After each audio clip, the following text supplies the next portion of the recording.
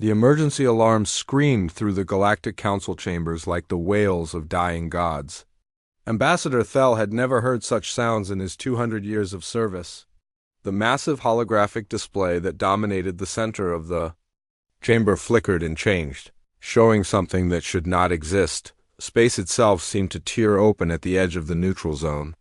Not the familiar blue-white flash of normal space travel, but something darker and far more frightening.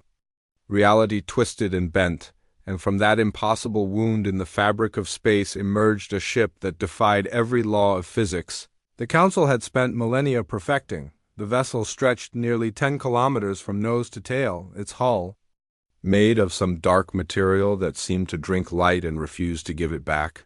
Strange blue energy pulsed along its surface in patterns that hurt to look at directly. Most disturbing of all, it had appeared without using any known form of faster-than-light travel.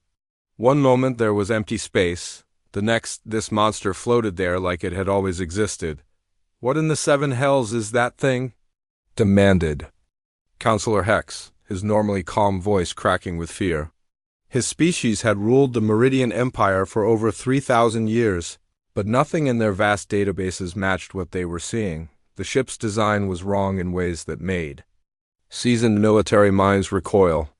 Where Council vessels were sleek and efficient, this thing was brutal and angular.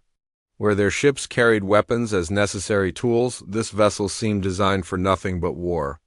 Every line of its hull screamed violence and power. Admiral Koros of the Hegemony Defense Fleet was already barking orders to his communication officers. "Unknown vessel, you have entered restricted Galactic Council space. Identify yourself immediately or face defensive action." The response came in a language that their universal translators had never encountered. The computers worked frantically, comparing sound patterns and linguistic structures against every known form of communication in the galaxy. When they finally cracked the code, the message was simple and terrifying. "This is the used defiance of the Terran Federation. We come, seeking dialogue, but we are prepared for war." The council chambers erupted in chaos. Delegates from 12 different species began shouting in their native tongues, their translation devices struggling to keep up with the flood of panicked voices. Terran Federation? No such government existed in any galactic database.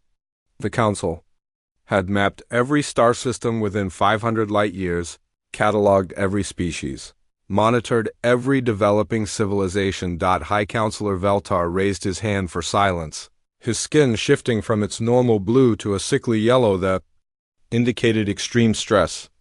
"Computer, search all records for any reference to a Terran Federation or species designation Terran." The artificial intelligence that managed the Council's vast databases worked for several long seconds before responding. "No records found." However, analysis of the transmission suggests the term Terran may be derived from an ancient word meaning earth or ground. This could indicate a species that evolved on a terrestrial planet. "Impossible," snapped Counselor Hex. "We monitor all developing worlds. Any species capable of building that monstrosity would have been detected centuries ago." But even as he spoke, the monitoring stations throughout the galaxy were reporting the same disturbing news. The ship had appeared simultaneously on every long-range sensor array, as if it had materialized from nothing. More unsettling, attempts to scan its internal structure were failing. The vessel seemed to be made of materials that absorbed or deflected every form of energy they directed at it. Admiral Koros was studying tactical displays with growing unease. "The ship's configuration is completely unknown. I count at least 40 weapon ports, but I cannot identify the technology. Energy readings are inconsistent with known physics." The Defiance hung in space like a dark omen, its blue energy patterns pulsing in what almost seemed like a heartbeat. Around it, the Council's patrol ships looked like toys by comparison. Even the massive dreadnoughts that protected the capital systems appeared small and fragile next to this alien vessel. "Sir, we are receiving a direct transmission request," reported the communications officer. "They are specifically asking to speak with the highest authority." Veltar's skin continued to shift colors as he considered his options.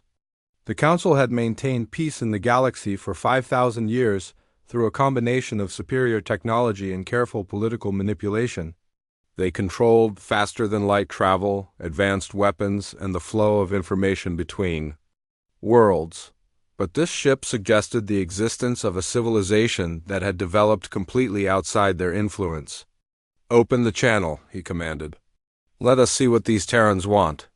The holographic display shifted, showing the interior of the alien ship. The chamber was clearly a command center, filled with strange rectangular screens and control surfaces that glowed with soft light. But it was the figure standing at the center that drew every eye. The being was clearly intelligent, bipedal and roughly humanoid in shape. But where council species had evolved unique features over millions of years, this creature seemed almost generic. It had 2 arms, 2 legs, a head with forward-facing eyes, and skin that was neither scaled nor furred but simply smooth.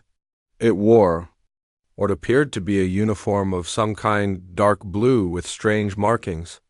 "I am High Counselor Veltar of the Galactic Council," he began, using his most diplomatic tone. "Your presence here is unexpected. We have no record of your species or your technological capabilities." The human, though the council did not yet know that word, looked directly at him with eyes that seemed to hold depths of knowledge and experience. When it spoke, its voice was calm but carried an undertone of steel. "That is because we chose not to announce ourselves until we were ready. We have been watching your council for some time, High Counselor. We know about the subjugation wars, the forced technology restrictions, the way you have kept entire civilizations in the dark about what lies beyond their solar systems." The color drained completely from Veltar's skin. The subjugation wars were classified beyond top secret. The records had been sealed for 3 millennia and were known only to the highest levels of the council. For this alien to reference them meant intelligence gathering on a scale that seemed impossible. "You cannot possibly know about such matters," Veltar said, but his voice lacked conviction. The human smiled, and somehow that expression was more frightening than any weapon. "We know everything, High Counselor, and we are here to change the rules of the game." The transmission ended abruptly, leaving the council chambers in stunned silence. Outside, the Defiance continued its patient orbit, waiting for their response like a predator that had already chosen its prey. The tactical displays surrounding Alex Rivers painted a picture of organized chaos. 47 alien vessels had arrived in the past hour, each one representing a different species within the Galactic Council. They arranged themselves in what their computers identified as a classic intimidation formation, designed to overwhelm potential threats through sheer numbers and firepower. Rivers studied each ship with the calm attention of a man who had spent years preparing for this exact moment. The largest vessel was clearly the flagship, its hull decorated with symbols that indicated high governmental authority. Smaller but more heavily armed ships formed protective screens around it, while fast attack craft buzzed between the larger vessels like angry insects. "Sir, we are receiving over 300 communication requests," reported Lieutenant Commander Nash from her position at the communications station. "Most are automated challenges demanding identification and surrender. The largest ship is broadcasting on what appears to be a diplomatic frequency." The bridge of the Defiance was a study in controlled efficiency. Every surface displayed information crucial to their mission, from star charts showing the locations of every known inhabited system to intelligence reports on each species they were about to encounter. The crew moved with practiced precision, their movements economical and purposeful. "What do we know about their flagship?" Rivers asked, never taking his eyes off the main display. UES intelligence identifies it as the hegemony vessel Eternal Dominion. 3 kilometers long, heavily armed with plasma cannons and quantum torpedo launchers. Commanded by Admiral Koros, who has been responsible for enforcing council edicts for over 40 years. Rivers nodded grimly. Koros was mentioned in dozens of intelligence reports as the man who had crushed rebellions on 17 different worlds. His methods were efficient and brutal, designed to serve as examples to any other species that might consider challenging council authority and the political situation. Rivers continued, "High Counselor Veltar is aboard the flagship. He represents the Azurian Federation, which has been the dominant power in the Council for the past century. Our intelligence suggests he is considered moderate by Council standards, which means he prefers economic pressure and technological restriction over outright military conquest. The irony was not lost on Rivers. By Council standards, a leader who merely kept entire civilizations in technological dark ages was considered moderate. It was exactly the kind of thinking that had brought humanity to this moment. Sir, the flagship is requesting direct communication. They are specifically asking to speak with our commanding officer. Rivers straightened his uniform and walked to the center of the bridge. Around him, his crew continued their work with quiet professionalism. These men and women had trained for this moment for over a decade, selected from the best of Earth's military and scientific communities. "Open the channel," he commanded. "Let us see what they have to say." The holographic display flickered and resolved into the image of an alien bridge. The beings he saw there were clearly intelligent, but their non-human features reminded him of the vast gulf between species. The creature at the center of the display was tall and thin, with skin that shifted color like a mood ring and eyes that reflected light in an unsettling way. "I am High Counselor Veltar of the Galactic Council," the alien said, its voice carefully modulated and diplomatic. "Your presence here is unexpected. We have no record of your species or your technological capabilities." Rivers had rehearsed this moment countless times, but facing the actual architect of galactic oppression still sent a chill down his spine. This being and others like him had kept hundreds of species in ignorance and servitude for millennia. "That is because we chose not to announce ourselves until we were ready," Rivers replied calmly. "We have been watching your council for some time, High Counselor.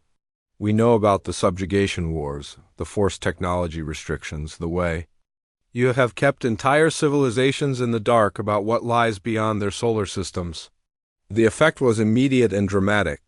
The alien skin shifted rapidly through several colors, finally settling on a pale yellow that the intelligence briefings had identified as indicating extreme fear or shock.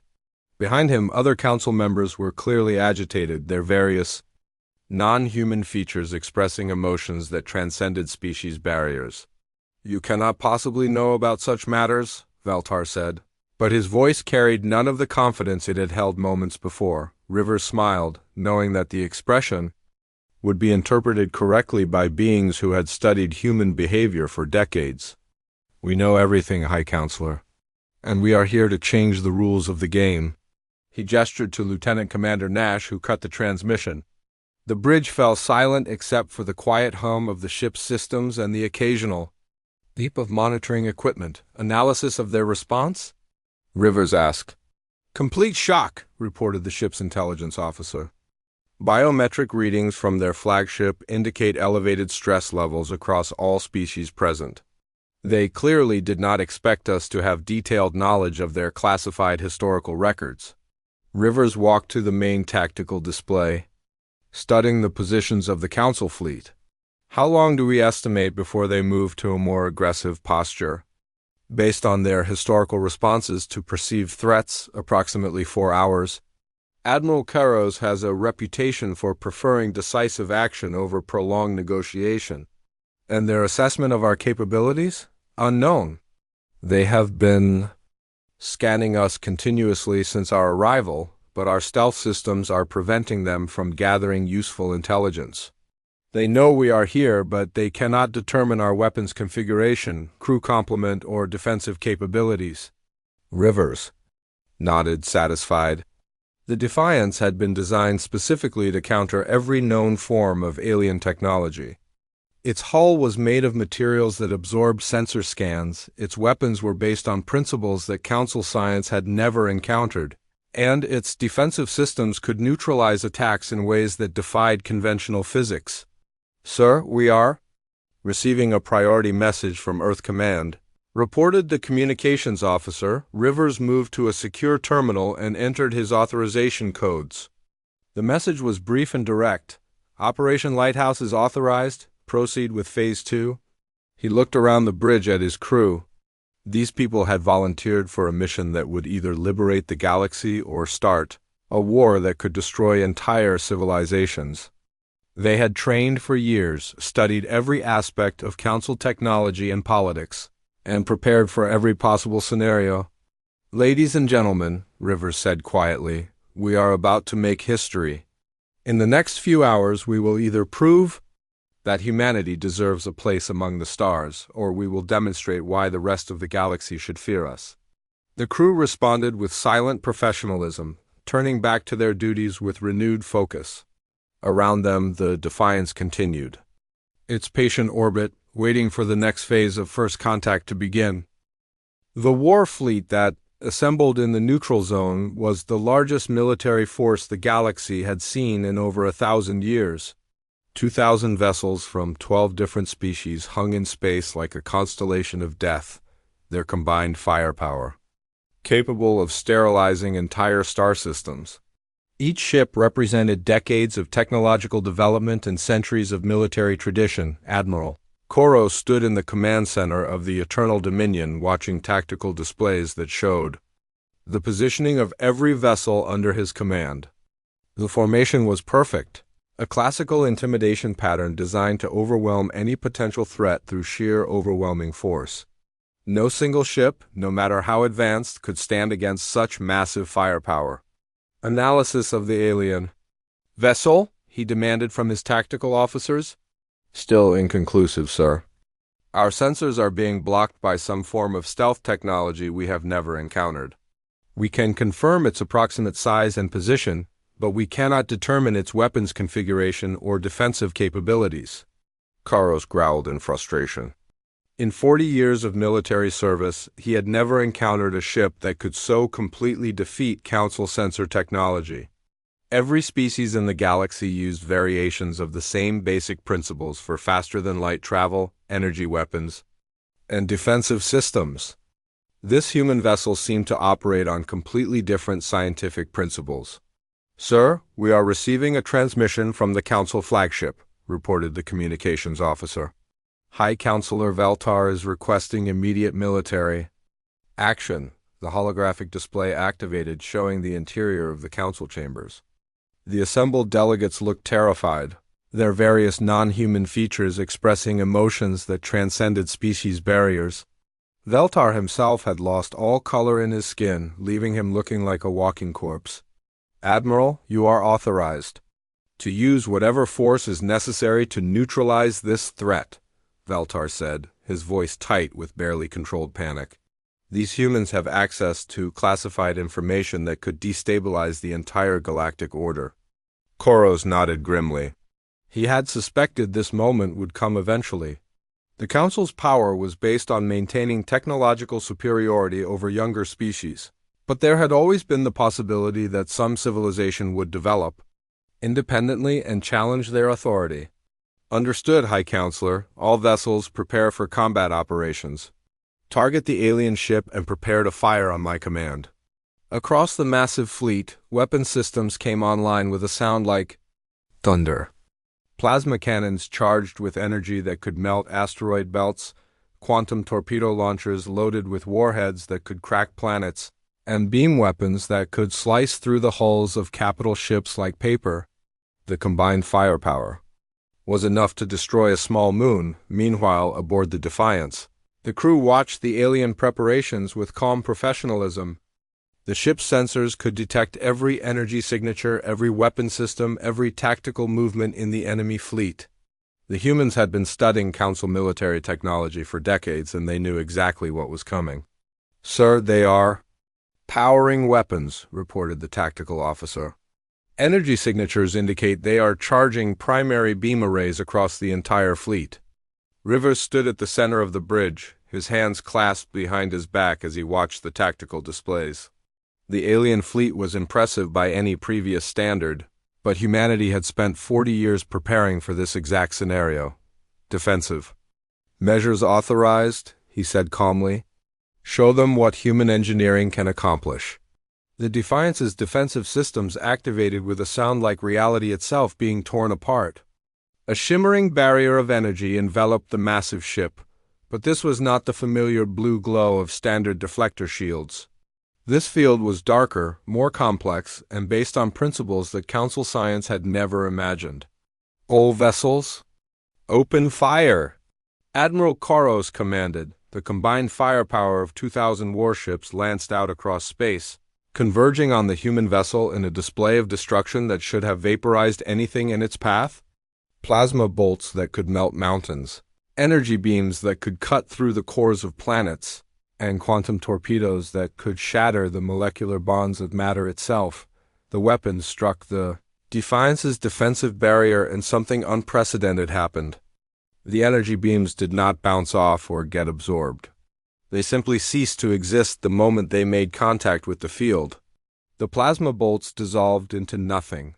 The quantum torpedoes vanished as if they had never been fired. And the weapons died like candles being snuffed out. Impossible, breathed Admiral Koros, staring at his tactical displays in disbelief. Report! What happened to our weapons? Sir, they are not being blocked, his tactical officer replied in a voice filled with awe and terror. Our weapons are being unmade. That field around their ship is somehow canceling the fundamental forces that power our weapons. The science officer at a nearby station looked up from her instruments with wide eyes. Admiral, the readings are consistent with some form of null field technology. They are not defending against our attacks. They are making our attacks impossible. Across the fleet, similar reports were coming in. Weapons officers reported that their targeting systems were functioning normally, their weapons were firing correctly, but the energy simply disappeared when it approached the human ship. It was as if the laws of physics themselves were being rewritten in the space around the alien vessel, but the humans were not finished with their demonstration. The weapon ports along the Defiance's hull began to open, revealing technology that made the Council's best efforts look like primitive tools. Strange devices emerged from the ship's hull, crackling with energy that seemed to bend light around itself. Sir, they are charging weapons, reported the tactical officer aboard the Eternal Dominion. Energy readings are off the scale. I have never seen anything like this. A single pulse of coherent energy lanced out from the human ship, moving at a speed that made light seem slow. It struck the Council flagship's shields, and something extraordinary happened. The massive defensive barriers that protected the dreadnought flickered once and simply died. The energy pulse passed through them as if they were not there. The pulse struck the flagship's hull and began to work. The armor plating that had been designed to withstand the most powerful weapons in the galaxy began to dissolve. Not melting or burning, but actually breaking down at the molecular level. Metal that had been forged in the hearts of stars simply ceased to exist.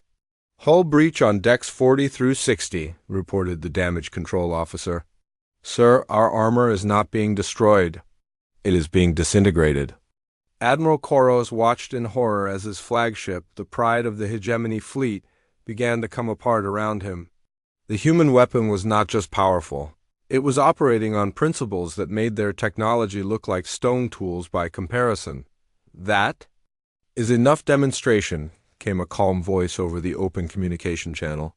The human commander appeared on screens throughout the fleet, his expression serious but not hostile. We could end this entire fleet without breaking a sweat. But we did not come here to conquer, we came to liberate. The word hung in space like a challenge, liberation, for 5,000 years. The Council had maintained that their rule was necessary for galactic peace. They had convinced themselves that their technological restrictions and political control were protecting younger species from the dangers of uncontrolled development, but now, faced with a civilization that had developed far beyond their own capabilities, they were forced to confront the possibility that they had been wrong. That their system of control was not protection, but oppression, and that humanity had come not to join their system, but to tear it down and build something better. The emergency session of the Galactic Council had been running for 18 hours without break. In the secure chambers deep beneath the capital world's surface, representatives from 12 species sat in stunned silence, as they reviewed intelligence reports that confirmed their worst fears. The humans had not just demonstrated superior military technology. They had revealed knowledge of secrets that had been buried for millennia. Counselor Hex of the Meridian Empire clutched a datapad with trembling hands, his normally steady voice reduced to a whisper. They mentioned the subjugation wars. Those records were sealed 5,000 years ago. Only the highest levels of each government were supposed to know about them. High Counselor Veltar sat at the head of the chamber, his skin cycling through colors that indicated extreme emotional distress. Before him lay classified files that had not been opened in centuries, documents that detailed the true history of the Galactic Council's rise to power. If they know about the subjugation wars, he said slowly, then they know about the purge protocols. They know about the species we eliminated. They know about the technological suppressions. The silence that followed was deafening. Every delegate in the chamber understood the implications. For 5,000 years, the Council had maintained peace through a simple but brutal strategy. Any species that developed technology beyond a certain threshold was either inducted into the Council as a junior member or quietly eliminated. They had justified it as preventing galactic wars, but the truth was far more sinister. Admiral Koros appeared on the main display, his uniform torn and his face grim. The damage to his flagship was clearly visible behind him, with repair crews working frantically to contain the molecular dissolution that continued to spread through the ship's hull. The human vessel has withdrawn to a safe distance, he reported. They are not pursuing their advantage, but they are broadcasting on every frequency simultaneously. The transmission is reaching every inhabited system within 100 light years. Veltar felt his heart skip a beat. If the humans were broadcasting to the general population, it meant they were not interested in negotiating with the Council. They were appealing directly to the citizens of the galaxy, bypassing the carefully constructed information networks that kept populations ignorant of the true state of galactic politics. What is the content of their transmission? He asked, though he already feared the answer. Sir, they are revealing everything. Historical records, technological specifications, documentation of Council policies. They are telling the entire galaxy about the species that were eliminated for developing advanced technology. The chamber erupted in panicked voices as delegates began to grasp the full scope of what was happening. For 5 millennia, the Council had maintained power through information control. Citizens on member worlds knew only what their governments wanted them to know about the galaxy beyond their systems. The revelation of the Council's true methods would destroy the careful balance that had kept the peace. Meanwhile, aboard the Defiance, Alex Rivers stood before the ship's primary communications array. The device was capable of reaching every star system in the local galactic arm, broadcasting with enough power to penetrate the information barriers that the Council had erected around their member worlds. Citizens of the galaxy, he began, his voice carrying across space to billions of listening ears, you have been lied to. Your governments, your councils, your federations have kept you in darkness about the true nature of the universe. There are technologies that could end scarcity, extend life, allow instantaneous travel between stars. These have been denied to you. The transmission included data packets that were already being downloaded by receivers across the galaxy. Proof of the Council's crimes, evidence of suppressed technologies, documentation of species that had been eliminated for the crime of innovation. The information was presented in formats that could be understood by any civilization that had developed electronic communication. The Galactic Council has convinced you that their restrictions are necessary for peace, Rivers continued. They have told you that advanced technology is dangerous, that young species must be protected from themselves. But the truth is that they fear you. They fear what you might become if you were allowed to develop without their interference. On the capital world, riots were already beginning. Citizens who had lived their entire lives believing in the benevolent wisdom of the Council were discovering that their technological development had been artificially stunted for millennia. Worlds that could have developed faster than light. Travel centuries ago had been kept ignorant of the principles involved. Species that could have extended their lifespans through genetic therapy had been denied access to the necessary knowledge. The Meridian Empire is reporting massive civil unrest, announced one of the Council's intelligence officers. Citizens are demanding explanations for the technological restrictions. Several planetary governments are declaring independence from the Empire. The hegemony worlds are experiencing similar problems, added another officer. Military commanders are refusing orders to suppress the demonstrations. Some are actively joining the rebels. Veltar watched the reports with growing horror. The careful structure of galactic civilization was collapsing in real time. The revelation of the Council's methods was not just causing political upheaval. It was destroying the very foundation of the system they had built. "Sir, we are receiving a direct communication from the human vessel," reported the communications officer. "They are requesting a private channel." The display activated, showing the interior of the alien ship. The human commander looked directly at Veltar with eyes that seemed to hold depths of knowledge and experience that no single being should possess. "High Counselor," Rivers said calmly, "I imagine you are experiencing some difficulties with your member worlds right now." "What do you want?" Veltar asked, his voice hollow with defeat. "I want you to understand something," Rivers replied. "We are not here to conquer your worlds or destroy your species. We are here to break the chains that you have placed on galactic civilization.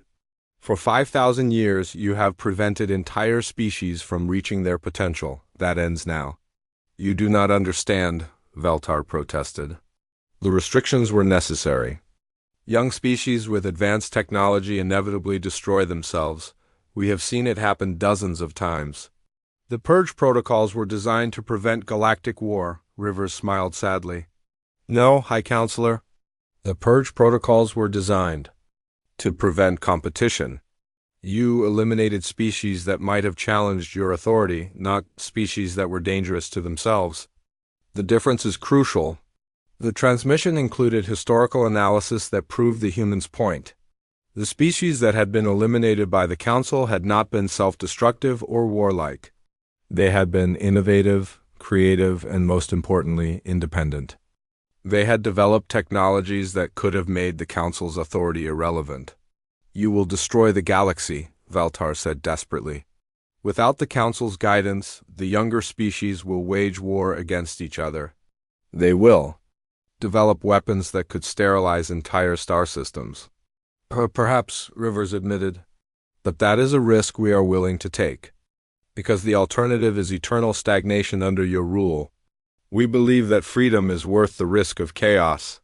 The transmission ended, leaving the Council chamber in stunned silence. Outside, the galaxy was already changing. Species that had been held back for millennia were beginning to develop at their natural pace. Technologies that had been suppressed were being researched and implemented. The careful order that the Council had maintained was giving way to something far more unpredictable. "What do we do now?"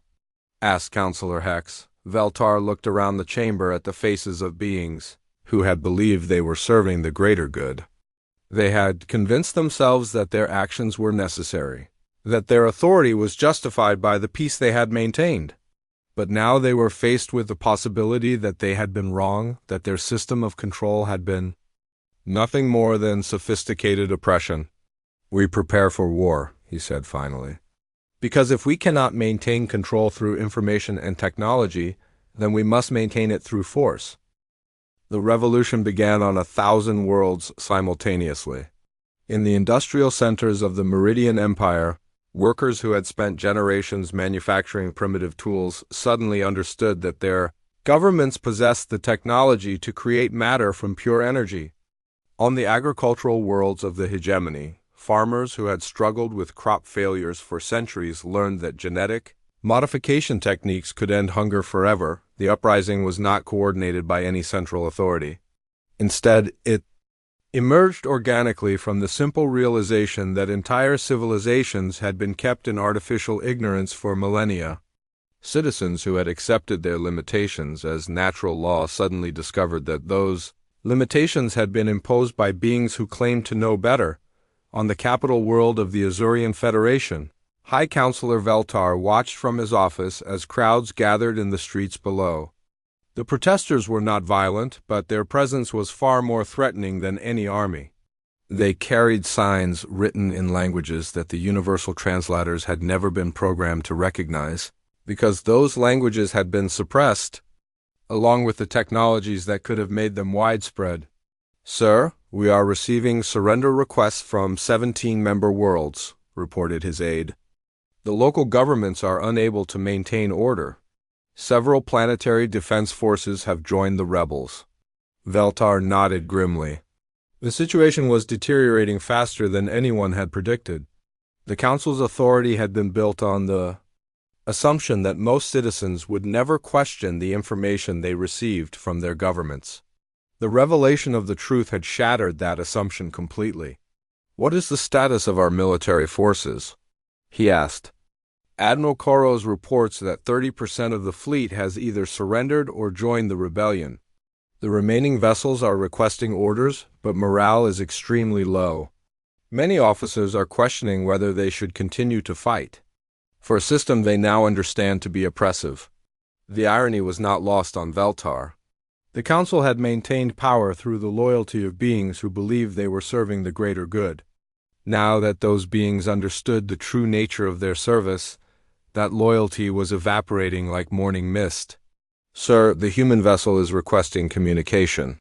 The display activated, showing the interior of the alien ship. But this time, the human commander was not alone. Behind him stood beings that Veltar recognized with growing horror. They were members of species that the Council had eliminated over the centuries, people who should have been dead for millennia.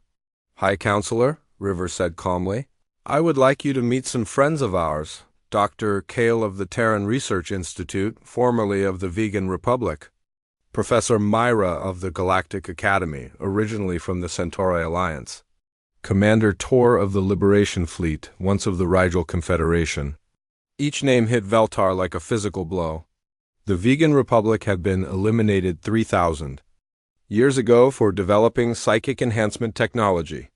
The Centauri Alliance had been destroyed for creating artificial intelligences that could think faster than organic minds. The Rigel Confederation had been wiped out for building ships that could travel between galaxies. "Impossible," Veltar whispered. "Those species were eliminated completely. We made sure of that." "You eliminated their governments and their military forces," Rivers corrected. "But you did not eliminate their people. Some escaped, some hid. Some found ways to survive in the shadows of your galaxy. They made their way to Earth and they helped us understand what you had done." The revelation was staggering. For centuries, the Council had believed that their purge protocols were complete and final. They had eliminated entire civilizations without considering that some survivors might escape to carry on their cultures and their knowledge elsewhere. "We spent 40 years learning from them," Rivers continued, "understanding their technologies, their philosophies, their dreams for what the galaxy could become. They taught us that the universe is vast enough for every species to develop according to its own nature." "You do not understand the danger," Veltar protested. "These species developed technologies that could have destroyed everything. We had to stop them." Dr. Kale stepped forward, his features clearly showing the genetic modifications that had made his species so threatening to the Council. "We developed the ability to enhance intelligence and expand consciousness. We offered to share this gift with all species, but you saw it as a threat to your authority." Professor Myra, whose artificial body gleamed with the advanced technology of her people, spoke next. "We created machines that could think and dream and love. We wanted to explore the fundamental nature of consciousness itself. You destroyed us because you feared we might create something greater than ourselves." Commander Tor, whose ship modifications allowed him to survive in the vacuum of space, added his voice. "We built vessels that could travel between galaxies, that could explore the infinite universe beyond your small corner of space. You eliminated us because you could not control what we might find." Veltar felt his worldview crumbling around him. For 5,000 years, the Council had justified their actions as necessary for galactic peace. They had convinced themselves that the species they eliminated were dangerous, that their technologies were inherently destructive. But now he was facing the survivors of those species, and they were not monsters. They were beings who had dreamed of something greater than the Council's careful mediocrity. "The revolution is spreading beyond our ability to contain," Rivers said. "Your member worlds are declaring independence, your military forces are joining the rebels, and your authority is dissolving. You have a choice to make, High Counselor. You can continue to fight a war you cannot win, or you can help us build something better." The communication ended, leaving Veltar alone with his thoughts.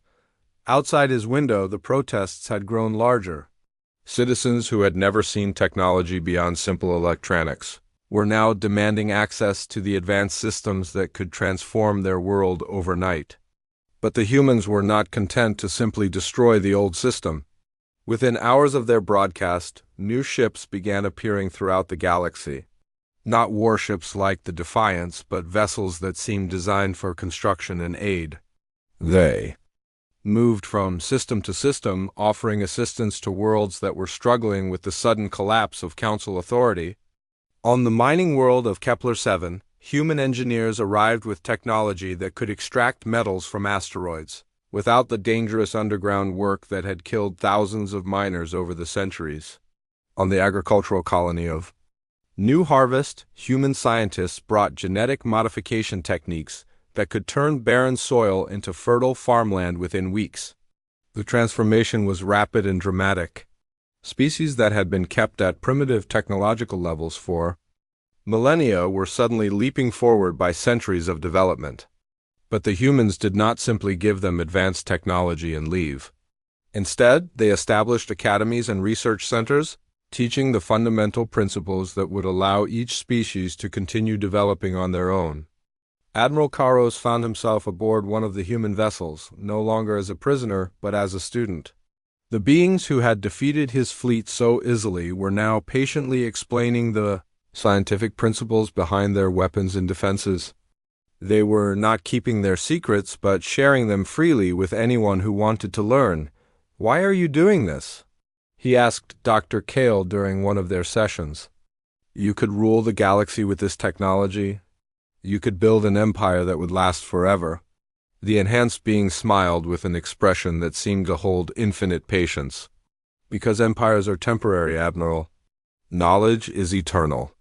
We would rather teach 1,000 species to build their own ships than build 1,000 ships to control those species."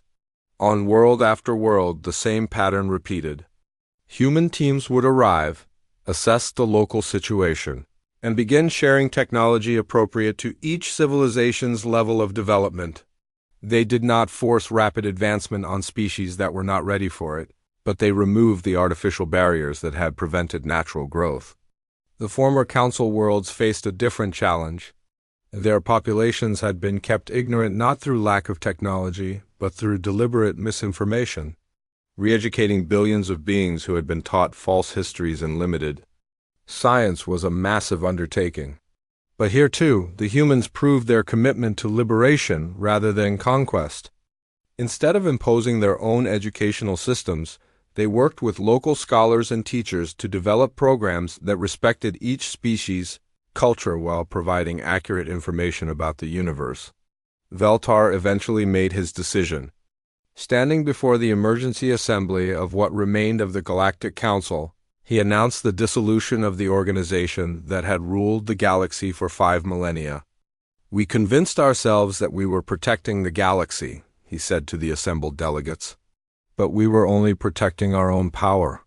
The humans have shown us a different way, a path where every species can reach its full potential without fear of being eliminated for their achievements." The transformation was not without its challenges. Some worlds descended into chaos as old power structures collapsed and new ones struggled to emerge. There were conflicts between species that had been kept apart by Council policies, and some civilizations made mistakes in their rapid technological development. But for every problem that arose, there seemed to be a solution offered by the growing community of free worlds. Species that had developed expertise in conflict resolution shared their knowledge with those struggling with civil wars. Civilizations that had mastered environmental restoration helped worlds that had damaged their ecosystems during rapid industrialization. Within a year, the galaxy was unrecognizable.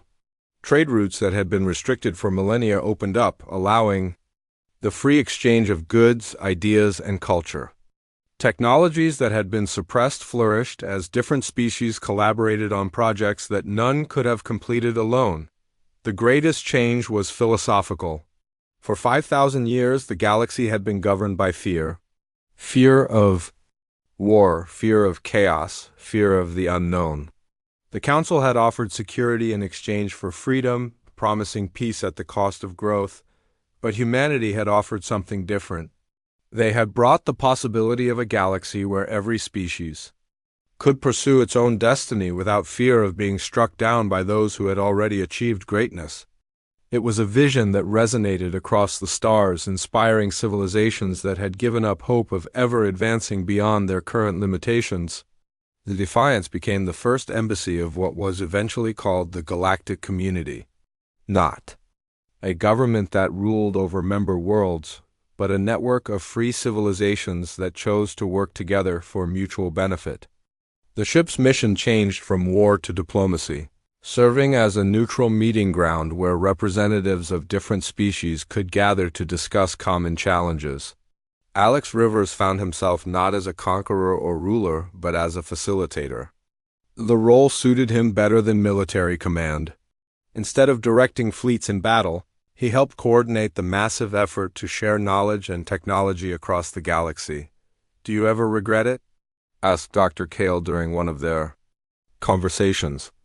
"You could have built an empire that would have lasted forever. Instead, you chose to create something that might fail." Rivers looked out at the stars through the observation deck of the Defiance.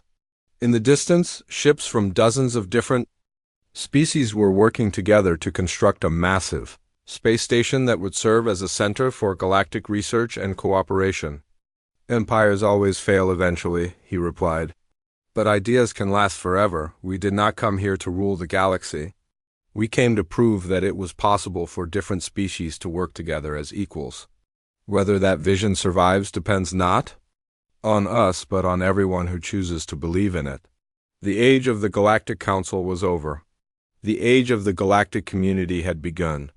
And across the stars, billions of beings were discovering what it meant to be truly free to reach for their dreams among the infinite possibilities of the universe.